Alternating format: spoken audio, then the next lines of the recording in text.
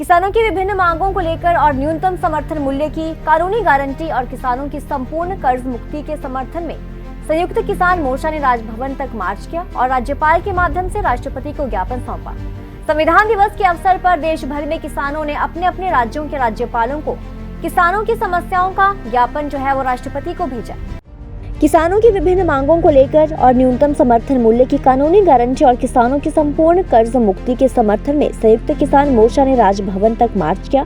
और राज्यपाल के माध्यम से राष्ट्रपति को ज्ञापन सौंपा। संविधान दिवस के मौके पर देश भर में किसान अपने अपने राज्यों के राज्यपालों के माध्यम से किसानों की समस्याओं का ज्ञापन राष्ट्रपति को भेज रहे हैं। इस मौके पर किसान नेता राकेश सिन्हा ने कहा कि किसान स्वामीनाथन आयोग की सिफारिश के आधार पर सभी फसलों के लिए न्यूनतम समर्थन मूल्य की गारंटी, किसानों की कर्ज माफी, बिजली संशोधन विधेयक 2022 को वापस लेने सहित 8 मुख्य मांगे कर रहे हैं। उन्होंने कहा कि संयुक्त किसान मोर्चा ने सरकार को चेतावनी दी है कि यदि सरकार अपने वादों को पूरा नहीं करती तो किसानों के पास आंदोलन को तेज करने के सिवाय और कोई भी रास्ता नहीं बचेगा। देखिए, आप जानते हैं कि इस देश के अंदर आज़ादी के बाद सबसे ज़्यादा बेइंसाफ़ी देश के किसान मजदूर के साथ हुई और ख़ास तौर पर 1991 के बाद हमारे देश के अंदर जब से ये नव उदारवाद का विकास का रास्ता चलाया है, अमीर अमीर हुआ है और गरीब गरीब हुआ है। आप जानते हैं कि हालात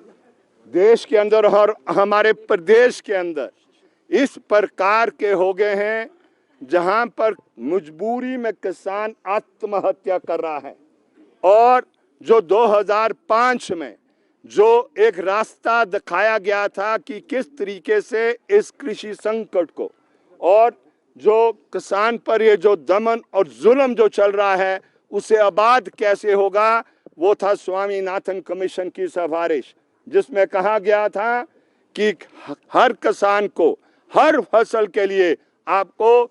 समर्थन मूल्य देना है, एक ऐसा मूल्य देना है जिससे वो अपने और अपने परिवार का जीवन यापन चलाए। लेकिन ये हुआ नहीं ऐसा और देश में जब 2 साल पहले एक शक्तिशाली आंदोलन चला, दुनिया का सबसे बड़ा आंदोलन है, और ये भूल जाए गवर्नर महोदय और भूल जाए देश का जो पूंजी का मालिक है, कॉरपोरेट घराना, दुनिया का भूल जाए, ये आंदोलन पीछे नहीं जाने वाला, आगे बढ़ेगा। ये जो धोखाधड़ी किसानों के साथ की, दीन कानून वापस आपने बेशक ले लिए, लेकिन जो न्यूनतम समर्थन मूल्य देश में घोषित होना था और ना देने पर जो कानूनी अपराध होना चाहिए था वो आपने किया नहीं है। और इसलिए हिमाचल प्रदेश में और देश में ये आंदोलन चलेगा और जोरदार तरीके से आने वाले समय में ये चलने वाला है। इसलिए आज हम आए हैं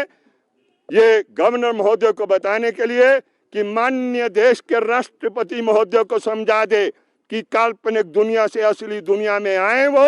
और जो वायदा किसानों के साथ किया गया है उसको वो पूरा करे। आप जानते हैं कि हिमाचल प्रदेश में खेती भी एक बड़े कठिन दौर से गुजर रही है और जो ये सेब की खेती होती है और अन्य फसलों की खेती होती है उस पर हिमाचल प्रदेश की सरकार ने कुछ नहीं किया, शून्य ही किया है। जीएसटी लगा दी। आप बताइए, जीएसटी आप किसानों पर लगाओगे जो अन्न पैदा करता है, जो देश को जिंदा रखता है। और बड़े बड़े प्रधानमंत्री आगे एक दफा नहीं हमेशा ये बोलते गए कि हम जो आयात कर है उसको समाप्त कर देंगे, वो उसको